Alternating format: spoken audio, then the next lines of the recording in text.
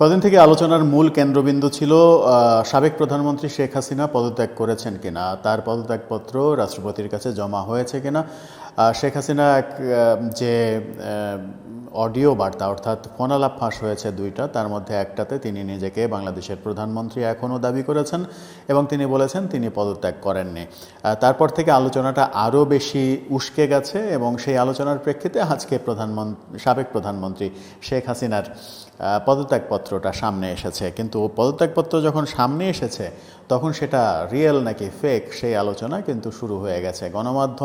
বিভিন্ন গণমাধ্যম এর রিয়েলিটি চেক না করে এটা নিয়ে খবর করে ফেলেছে। অবশেষে জানা গেল এই পদত্যাগপত্র যেটা সামাজিক যোগাযোগ মাধ্যমে ভাইরাল হয়েছে সেটি আদতে ফেক।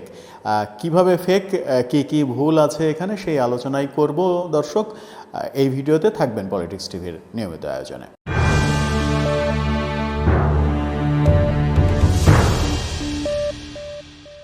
বলছিলাম সাবেক প্রধানমন্ত্রী শেখ হাসিনার কথা। তিনি পদত্যাগ করেছেন কিনা, তার পদত্যাগপত্র আজকে সারাদিনে সামাজিক যোগাযোগ মাধ্যমে ভাইরাল হয়েছে।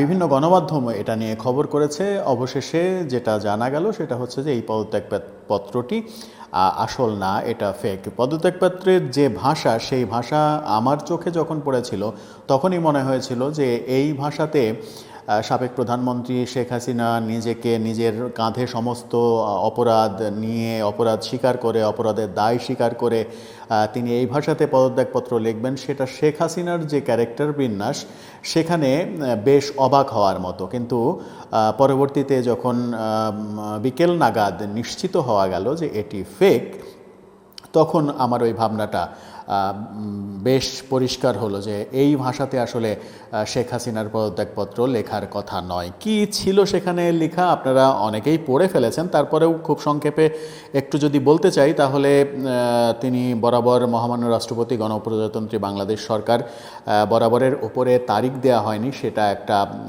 ভুল হিসেবে ফ্যাক্ট ফাইন্ডিংসে বিভিন্ন সমালোচকরা বলার চেষ্টা করছেন। এরপরে লিখেছেন বিষয় প্রধানমন্ত্রীর পদ থেকে পদত্যাগ। বিষয়ের পরে বিষয় শব্দটা বোল্ড করা হয়েছে, কিন্তু প্রধানমন্ত্রীর পদ থেকে পদত্যাগ এইটুকু আর বোল্ড করা হয়নি, আনবোল্ড রয়েছে। সেটাকেও ভুল বলছেন অনেকে। এরপরে লিখেছেন আমি গভীর দুঃখের সঙ্গে জানাতে চাই যে সাম্প্রতিক বিক্ষোভ ও সংঘর্ষের প্রেক্ষিতে যেখানে 300 জনেরও বেশি প্রাণ হারিয়েছে এবং আর কোনো প্রাণহানি এড়ানোর জন্য আমি পদত্যাগের সিদ্ধান্ত নিয়েছি। আমি বাংলাদেশের প্রধানমন্ত্রী পদ থেকে পদত্যাগ করছি। ঘটনাগুলোতে আমি সম্পূর্ণ দায়িত্ব স্বীকার করছি এবং দেশের জনগণের নিরাপত্তা ও কল্যাণের প্রতি আমার অঙ্গীকার সবসময় অটুট থাকবে, এমনটাই লিখেছেন তিনি। এরপরে লিখেছেন গত 15 বছর ধরে আপনাদের সেবা করার সুযোগ পেয়েছি, যা আমার জীবনের সবচেয়ে বড় সম্মান। তবে সাম্প্রতিক ঘটনাবলী প্রমাণ করেছে যে এই মুহূর্তে দেশকে এগিয়ে নিতে অন্য নেতৃত্বের প্রয়োজন।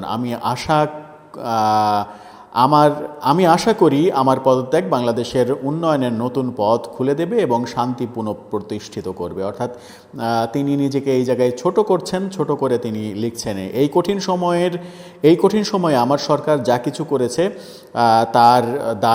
তার জন্য আমি গভীরভাবে অনুতপ্ত। আমি সব বাধ্যবাধকতা মেনে নিচ্ছি এবং সিদ্ধান্ত বাংলাদেশের বৃহত্তর স্বার্থে নিয়েছি। পদত্যাগের সিদ্ধান্ত বাংলাদেশের বৃহত্তর স্বার্থে নিয়েছি। এরপরে লিখেছেন বিনীত নিবেদক, তারপরে কমা দিয়েছেন শেখ হাসিনার উপরে শেখ হাসিনার স্বাক্ষরের নিচে তারিখ নেই, বিনীত নিবেদকের পরে কমা রয়েছে। এর পরে যেটা হয়েছে বিভিন্ন জায়গায় বিভিন্ন বর্ণ বোল্ড আনবোল্ড একই প্যারার মধ্যে রয়েছে। দাড়িগুলো কোথাও বোল্ড করা হয়েছে, কোথাও আনবোল্ড করা হয়েছে, কোথাও দাড়ি ব্যবহার করা হয়েছে অভ্র ফন্টের দাড়ি, যেটাকে দাড়ি বলা যায় না, লম্বা একটা টান। বিশেষ করে ইউটিউব এবং ফেসবুকের টাইটেলে, যেটা বড় টাইটেলে যে ধরনের চিহ্ন ব্যবহার করা হয়, লম্বা একটা টান, সেই টান দেখা গেছে। এগুলোকেই অনেকে বলছেন যে এটা ভুল। আর একটা বড় ভুল সেটা হচ্ছে যে 5 আগস্ট 2024 সেটা 20 শ্রাবণ 1431 নয়, এখানেও ভুল। বাংলা সন এবং ইংরেজি সন এখানেও ভুল রয়েছে। অনেকে বলছেন যে এটা অনেকটা কাঁচা হাতের কাজ, এই কাঁচা হাতের কাজ করে ফেসবুকে ভাইরাল করার চেষ্টা করা হয়েছে। এটা যদি পোক্ত হাতের কাজ হতো তাহলে এতগুলো ভুল এখানে বেরোতো না। বিশেষ করে দাড়ি কমা, সেমিকোলন, বোল্ড, আনবোল্ড, এবং সবথেকে মারাত্মক ব্যাপার হচ্ছে যে তারিখ ভুল করা। এই ব্যাপারগুলো সতর্কতার সাথে করলে ব্যাপারগুলো আসতো না। সরকারের পক্ষ থেকে কিংবা কোনো দায়িত্বশীল সূত্র থেকে দাবি করা হয়নি যে এটা শেখ হাসিনার পদত্যাগপত্র। শেখ হাসিনার পদত্যাগপত্র নিশ্চয়ই রাষ্ট্রপতির কাছে সংগৃহীত রয়েছে। এই বিতর্ক এড়াতে এখন সরকার সেই পদত্যাগপত্র প্রকাশ্যে আনবেন কিনা, সরকার দায়িত্বশীল ভূমিকা পালনের ক্ষেত্রে সেই পদত্যাগপত্র সামনে এনে ব্যাপারটাকে ক্লিয়ার করবেন কিনা, নাকি সামাজিক যোগাযোগ মাধ্যমে এই ব্যাপারগুলো এখনও চলতে থাকবে, সেটা কিন্তু ব্যাপারগুলো এই নেগেটিভ পজিটিভ আলোচনার ব্যাপারগুলো কিন্তু জমে উঠেছে। আমার মনে হয় যে এই কাজটা খুব একটা ভালো কাজ হলো না। এরপর এই কাজের পরে যেটা লক্ষ্য করা গেছে সেটা হচ্ছে যে ফেসবুকে আরেকটা পদত্যাগপত্র ভাইরাল হয়েছে, যেটা হচ্ছে যে প্রধান উপদেষ্টার পদ থেকে ডক্টর মোহাম্মদ ইউনূস পদত্যাগ করেছেন। এই পদত্যাগপত্রও কিন্তু ফেসবুকে ভাইরাল হয়েছে। এটা করেছেন হয়তো আওয়ামীপন্থী লোকজন। এই পদত্যাগপত্র ভাইরাল করে এটা তারা বোঝাতে চেয়েছেন যে পদত্যাগপত্র ইচ্ছা করলে গ্রাফিক্স ডিজাইনে করা যায়। এই ফেক পদত্যাগপত্র ভাইরাল হলো কেন, এটা ভাইরাল করে কি আদতে কোনো লাভ হলো নাকি ক্ষতি হলো, সেই আলোচনা হয়তো সামনে আরও হবে। তবে এটুকু অন্তত এখন নিশ্চিত করে বলা যায় যে শেখ হাসিনার নামে যে পদত্যাগপত্র কিংবা ডক্টর ইউনূসের নামে যে পদত্যাগপত্র, সেই পদত্যাগপত্রগুলো কোনোটাই রিয়েল না, ফেক। এবং ফেক পদত্যাগপত্র নিয়ে সামাজিক যোগাযোগ মাধ্যমে ফেক কালচার চলছে, যেটা আমাদের জন্য খুব একটা ভালো কিছু বার্তা বয়ে আনবে না।